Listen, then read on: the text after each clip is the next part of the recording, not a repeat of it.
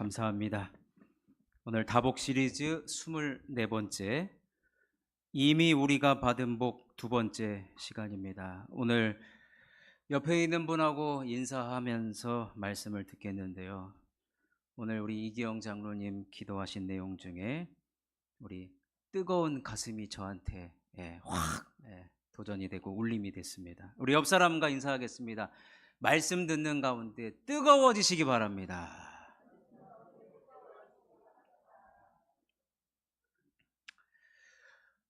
지난 시간에 성부 하나님으로부터 우리가 받은 그 복은요, 지금 이 자리에 앉아 계신 모든 분들이 다 가지고 계시고 있습니다. 바울은 이것을 지금 찬송하고 있고 무려 202개의 단어를 쉼표 찍으면서 마침표를 202개 단어를 나열을 하면서 하나님, 성부 하나님, 성자 예수님, 성령 하나님께서 주신 복을 찬송하고 있습니다. 찬송하다 보면 우리들에게 이 세상을 이길 만한 능력이 이 가운데 있기 때문에 그렇다는 것입니다.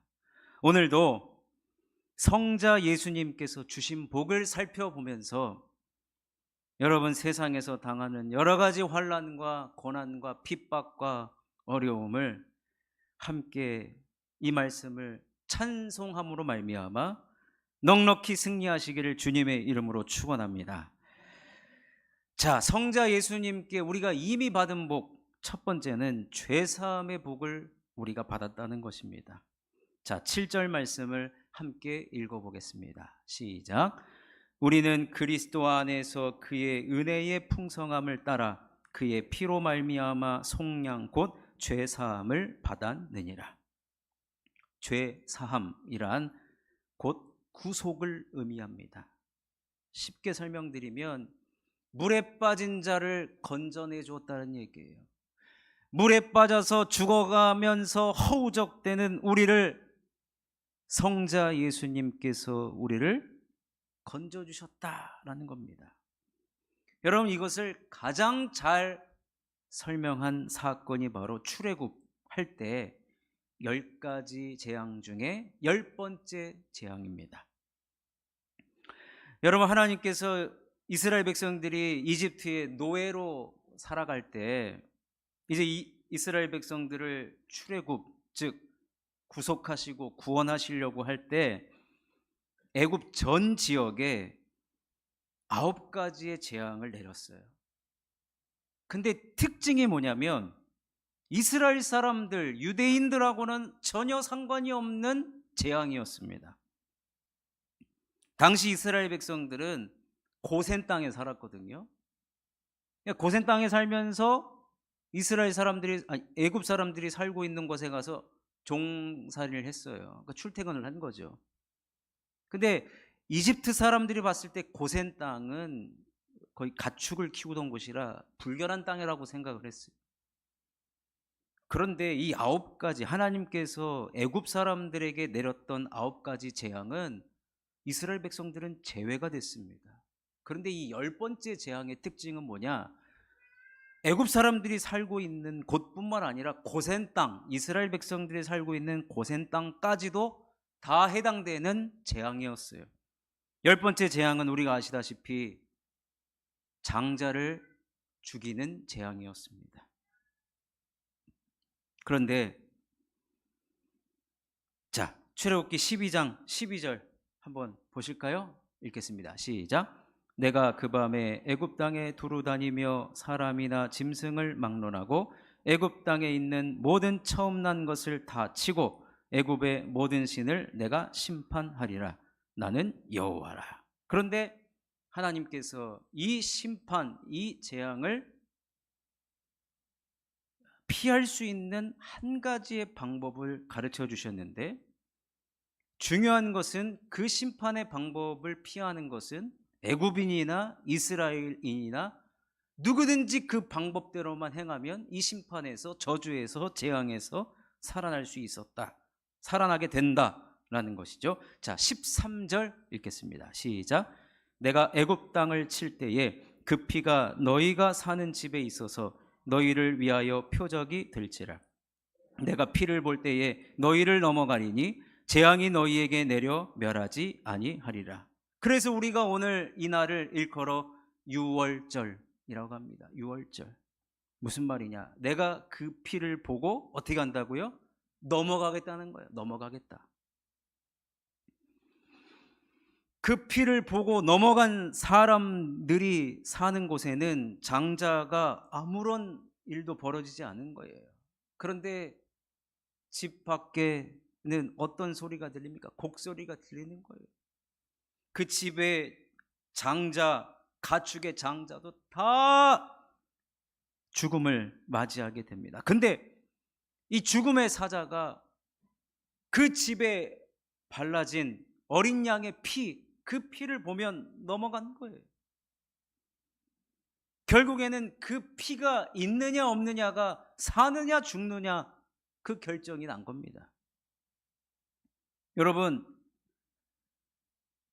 따라서 신앙생활은요, 내가 얼마나 착한가, 아니면 내가 얼마나 교회를 오래 다녔는가, 내가 얼마나 신앙생활을 했는가, 이것이 중요한 것이 아니라 어린 양의 피가 있는가 없는가, 이게 가장 중요한 문제라는 거예요. 이렇게 양을 죽여 구원을 받게 하셨다. 양을 죽여서, 그때는 구약이었기 때문에 그 양의 피가, 결국에는 그 양의 피가 있는 자가 살고 구원받고 구속되고 속량함을 받고 구원을 얻었지만, 지금은 뭐예요? 우리 예수님께서 십자가에 단번에 십자가를 지심으로 말미암아 그 피가 우리에게 있어서 우리가 구속함을 받았고 구원함을 받았다라는 것입니다.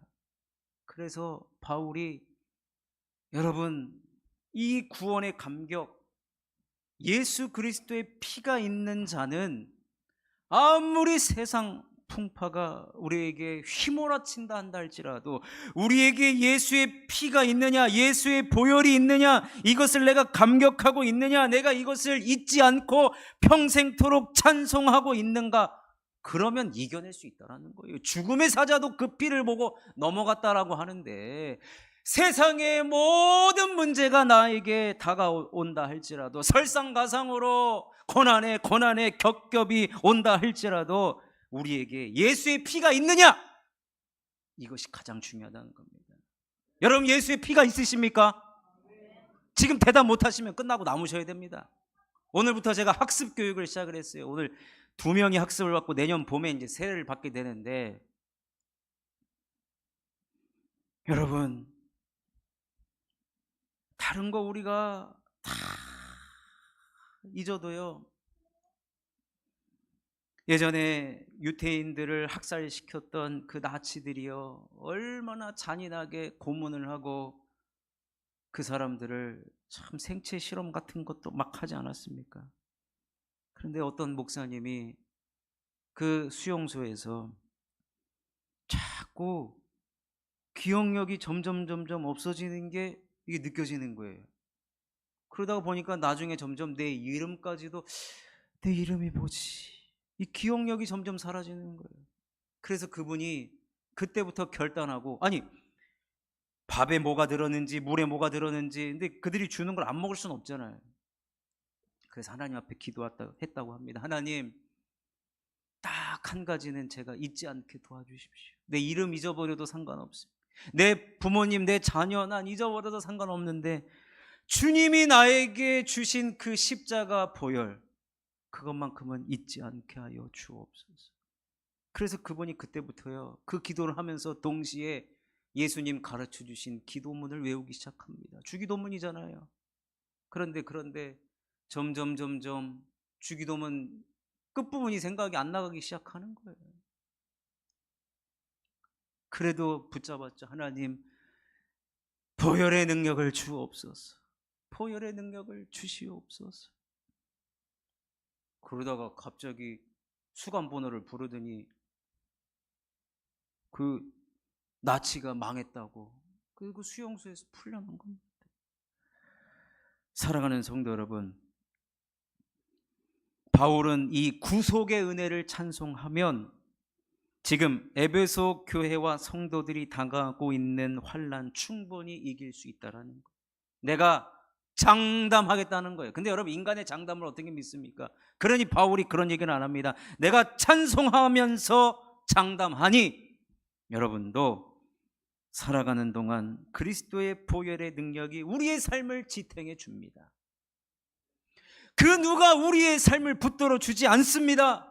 오직 그리스도의 십자가와 그의 흘리신 고귀한 보혈이 우리를 지탱해 나갈 뿐만 아니라 우리를 주님의 자녀로 살아가도록 세상살이에 그저 흘러가는 대로 살지 않게 하여 주시고 우리를 승리하도록 어떠한 어려움을 능히 이기도록 해주는 것이 바로 보혈의 능력이고 우리 예수님께서 우리들에게 주신, 이미 우리들에게 주신 신령한 복이라는 것입니다. 그러니 사랑하는 성도 여러분, 다복한 삶이 무엇입니까? 그리스도의 보혈의 능력이 만병통치약이라는 거예요. 세상을 이기는 능력이 된다는 겁니다. 내 안에 없는 능력, 내가 내 문제에 함몰되고 이기지 못하면 좌절하고 쓰러지지만 우리를 다시 일으켜 세워주고 우리에게 힘을 주고 격려해주고 우리를 이기도록 우리를 오히려 찬송하는 삶으로 우리를 인도하는 것이 바로 성자 예수님께서 우리들에게 주신 그 보혈의 복이라는 것입니다. 그 보혈을 찬송하십시오. 그 보혈을 감격하십시오. 그 보혈을 의지하시기를 주님의 이름으로 축원합니다. 우리 또 한 가지 성자 예수님께서 우리들에게 주신 복이 무엇이냐면 삶의 목표와 지향점을 우리들에게 선물로 주셨습니다. 여러분, 우리가 구원받고 끝나는 인생 아닙니다. 구원받고 끝나는 인생 아니에요. 구원받고 다 됐다, 그렇지 않습니다. 그 말은 구원받고 나서부터 이제부터 시작되는 우리의 인생이라는 겁니다. 그래서요, 바울이 에베소서뿐만 아니라 신약 성경 절반을 썼잖아요.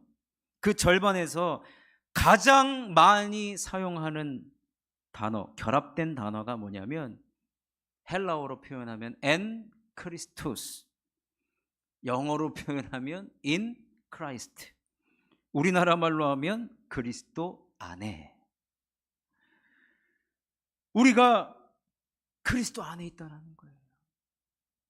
이 말은 예수님이 우리를 위해서 십자가에 못 박혀 돌아가신 것은 그리스도 안에 있게 하기 위해서라는 거예요. 그리스도 안에 있다는 것은 이제 우리가 그리스도와 관련된 사람이 되었다는 거예요. 예전에는 그리스도 밖에 있었어요. 그리스도 밖에 있는 사람들이 어떻게 사는지 아십니까? 땅만 보고 살아가요. 그리고 나 자신만 바라봅니다. 내가 세워나가는 내 성을 쌓고 살아갑니다. 그러나 예수 그리스도의 보혈의 능력을 힘입어서 구원을 얻은 자는 이제 그리스도 안에서 살아갑니다. 그리스도 안으로 들어오게 되면 보이는 것이 있는데 바로 그리스도 예수가 보입니다. 우리의 삶의 목표가, 우리의 삶의 지향점이 어디로 가야 하는지, 누구에게로 가야 하는지를 명확하게 보여주셨다는 것. 그래서 바울이요, 에베소서 1장 3절, 4절, 7절, 9절, 10절, 11절, 12절 여기에 성부, 성자, 성령께서 이미 주신 복을 찬송하는 가운데 무려 7번이나 반복하면서 우리는 그리스도 안에 있다, 우리는 그리스도 안에 살아가는 성도임을 가르쳐 주고 있습니다. 그래서 로마서 표현이 너무 좋아서 오늘 이 말씀을 좀 읽어보고자 합니다. 로마서 14장 8절입니다. 시작. 우리가 살아도 주를 위하여 살고 죽어도 주를 위하여 죽나니 그러므로 사나 죽으나 우리가 주의 것이로다. 우리가 누구 거예요? 주의 것이래요. 제가 자녀가 셋밖에 없지만 아직 손자 손녀는 없습니다. 근데 손자, 손녀, 할아버지, 할머니 되신 분들이 보면은 이제 곧 명절이 다가오잖아요. 손자, 손녀가 우리 집에 오면은 우리 할머니, 할아버지가 뭐라는지 아십니까? 아이고 내 새끼 왔노. 아이고 왜 내 새끼입니까? 부모가 있는데 그래도 내 새끼 그래요. 우리 하나님께서 뭐라고 하는지 아십니까? 그리스도 안에 살아가는 자, 즉 예수 그리스도의 십자가 보혈로 이제 우리가 누구의 것이 됐느냐? 주님의 것이, 주님의 새끼가 된 거예요. 우리가 다 주님의 자녀가 된 겁니다. 그러니 바울이 고백한 대로 살든지 먹든지 다 주의 영광을 위해서 할 뿐만 아니라 사나 죽으나 우리가 그리스도를 위해서 살아가야 한다는 것입니다. 그래서 오늘 본문 11절에는 이렇게 이야기합니다. 한번 읽어보겠습니다. 시작. 모든 일을 그의 뜻에 결정대로 일하시는 이의 계획을 따라 우리가 예정을 입어 그 안에서 기업이 되었습니다. 우리가 그 안에서 기업이 되었대요. 여러분, 우리가 직장 생활 할 때 사실은 그 기업의 생존 목표는 많이 파는 겁니다. 근데 이제 우리가 하나님의 기업이라는 곳에서 일하게 된 자라는 거예요. 우리가 주님의 기업에 속한 자라는 거예요. 그러니까 주를 위해서 우리가 이제 살아가는 삶이 되었다라는 것입니다. 이것이 그리스도의 영광이 찬송이 된다라는 표현을 하고 있는 것입니다. 그러니 여러분, 열심히 공부해가지고 원하는 회사에 들어갔어요. 그럼 그 회사를 위해서 나름대로 충성을 다하는 건 아닙니까? 우리가 이제 주님 나라에 부르심 받은 자들이에요. 우리가 주님이 우리의 기업이 됐습니다. 그러니 우리의 기업을 위해서 우리가 최선을 다해서 일해야 되지 않겠습니까? 그래서 이미 우리 성자 예수님께서 우리들에게 주신 복이라고 하는 것은 우리가 향방 없이 살아가던 인생, 목표도 없는 인생. 예전에 여러분 그런 말 들어보셨죠? Boys be ambitious. Boys be, 소년이여 야망을 가져라. 옛날에 학창 시절 때 중고등학교 선생님이 너 꿈이 뭐니? 그러면 없는데요. 그러면 꼭 꿀밤 한 대씩 때려요. 요즘에 꿈이 그 나이에 꿈이 없는 게 당연하지. 요즘엔 또 그러는데 자꾸 꿈을 물어봐요. 꿈을. 그 말은 뭐예요? 목표를 잡고 인생을 살아가라, 그 얘기를 한 것이었겠죠. 그리스도 밖에 우리가 있었으면요, 우리는 그냥 하루하루 살아가면 됩니다. 그저 나에게 주어진 것 그냥 해도 그만 안 해도 그만. 그러나 이제는 우리가 그리스도 안에 있기 때문에 누구를 위해서 살아가야 하며 우리가 어디까지 달려가야 하는 그 지향점이 명확합니다. 흐릿흐릿하지 않습니다. 눈에 보이지 않습니다. 눈에 보이는 게 아니에요. 명확하게 보입니다. 목표점이 반드시 보여요. 그러니 우리는 이제는 명확한 삶. 그래서 요한계시록에는 뭐라고 말씀했냐? 뜨겁든지 차갑든지 둘 중에 하나만 하라는 거예요. 우리 그리스도인은 중간지대가 없습니다. 세상에 발 걸쳐놓고 교회에 발을 걸쳐놓는, 그렇지 않습니다. 그러면 예수님의 보혈의 피를 우리가 더럽히는 꼴이 될 수밖에 없다는 것입니다. 여러분, 우리가 이 땅에서 예수 믿고 주님의 몸된 교회에서 사명 감당하며 여러 가지로 봉사하는 삶을 왜 살아가고 계십니까? 우리가 예수님의 것이기 때문에 그래요. 우리가 예수님의 것이기 때문에 그렇습니다. 우리 성가대 여러분, 우리 교회에서 제일 일찍 오지 않습니까? 요즘 이런 말이 있더라고요. 일찍 오는 성도가 예배 시간에 존다. 이런 농담도 있는데, 일찍 일어나는 새가 요즘에는 금방 잡아먹힌대요. 제일 먼저 잡아먹힌대요. 세상이 참 이렇게 바뀌었습니다만, 여러분 일찍 오셔서 연습하고 하는 이유가 뭡니까? 다 주님 때문 아닙니까? 우리 교사 여러분, 우리 교회학교 교사 여러분, 그렇게 우리 학생들을 위해서 신방하고 안 나오는 학생들 찾아가 가지고 선물 갖다 주고 기도하고 연락하고 하는 이유가 무엇입니까? 우리 예수님께서 우리의 삶을 명확하게 밝혀주셨기 때문에 우리가 그 길을 한 걸음 한 걸음 걸어가고 있는 것입니다. 사도 바울의 삶을 보십시오. 흐리멍텅한 삶을 살지 않았습니다. 중간에 포기하는 삶도 살지 않았습니다. 여러분, 바울과 같이 얼마나 매를 맞은 사람이 얼마나 더 있겠습니까? 감옥에 갇히기를 얼마나 많이 했겠습니까? 사실 이 에베소서가 바울이 어디서 쓴지 아십니까? 로마 감옥에서 썼어요. 로마 감옥에서. 바울이 에베소서, 빌립보서, 골로새서, 빌레몬서, 아니죠, 지금 잘못 얘기했죠? 에골빌빌, 에베소서, 빌립보서, 골로새서, 제가 에골빌빌 그랬죠? 빌레몬서, 그렇죠, 빌레몬서. 이 네 권을 감옥에서 썼어요. 에베소서도 감옥에서 쓴 편지예요. 여러분, 바울이 무슨 윤리적이고 도덕적인 잘못을 해서 감옥에 갇혔습니까? 명확한 삶을 살다 보니, 그리스도께서 보여주신 삶을 따라가다 보니 세상의 그러한 풍파와 어려움을 정면으로 마주했습니다. 그러다 보니 감옥에 갇힌 거예요. 그러나 주님을 따르는 이 땅의 모든 그리스도인들이 사도 바울을 욕하는 사람이 어디 있습니까? 아유, 저렇게 예수 믿지 말아야지. 그런 사람은 없습니다. 우리가 바울의 뒤를 따라가야지. 예수의 뒤를 따라가고 바울의 뒤를 따라가야 하는 삶, 명확한 삶, 목표가 명확한 삶. 그러니 우리가 구속의 은혜를 알고 그것이 우리들에게 주어진 이미 받은 복이라고 안다면 우리의 삶은 뜬구름 잡는 삶이 아니라 명확하고 정확하고, 한마디로 말씀드리면 오직 예수의 삶인 것입니다. 에베소 교회의 성도들과 신실한 자들은요, 신앙적으로 많이 흔들렸을 겁니다. 어느 날 회의감도 들었을 것입니다. 예수 믿었더니 고난밖에 없더라. 그렇게 충성했는데 복이 어떻게 이렇게 더디 올 수가 있는가? 오히려 핍박을 당하고 차별을 당하고 손해를 당하는데 내가 계속 예수를 믿어야 할까? 그런데 바울의 메시지는 그들로 하여금 아니라는 거예요. 다시 일어서게 했습니다.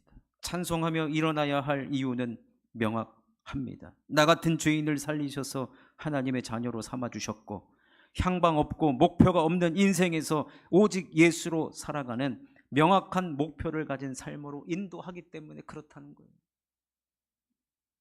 그러니 사도 바울처럼 찬송하다 보면, 그 찬송이 반복되다 보면 우리가 이미 성자 예수님으로부터 받은 복을 세어 나가다 보면 무슨 일이 벌어지느냐? 다시 시작하는 그 힘이 생긴다는 거예요. 사랑하는 성도 여러분, 혹시 이 가운데 신앙적으로 흔들리고 계시는 분 계십니까? 예수 믿는 것 때문에 핍박을 당하고 계십니까? 아니면 예전과 같지 않는 믿음 때문에 고민이 되십니까? 오늘 우리들에게 에베소서 말씀은 분명히 이야기해 줍니다. 성자 예수님께서 주신 복을 바라보라고 말입니다. 그리고 묵상해보고 그것을 생각해보고 그것을 찬송하다 보면 내 영혼이 다시 살아나게 되는 놀라운 그런 능력뿐만 아니라 고난과 환난에 정면으로 맞서도 내가 승리하는 그러한 은혜를 주실 줄로 믿습니다. 그러니 사랑하는 성도 여러분, 오늘 말씀을 마무리하면 성자 예수님께서 우리들에게 주신 복을 명확하게 우리 마음에 새기면 현실에서 당하는 여러 가지 환난에 맞설 수 있는 담력을 주신다라는 거예요. 세상이여 나에게 오라. 이것은요, 허풍으로 점철된 인생이 아니라 내 안에 예수가 있고 십자가가 있고 보혈의 능력이 있기 때문에 외치는 당당함인 줄로 믿습니다. 그러니 우리가 성자 예수님께서 주신 그 복을 우리가 내 것으로 확실하게 만드셔서 언제나 어떤 일에서든지 승리하며 나아가시는 저와 여러분이 되시기를 주님의 이름으로 축원합니다. 우리 찬양 하나 부르고 기도했으면 좋겠습니다. 이제 되게 오래된 그 복음성가인데 우리가 명확한 삶, 이제는 오직 예수, 사나 죽으나 주님만을 위해서 살아가는 그러한 복된 성도님들 다 되시기를 바라겠습니다.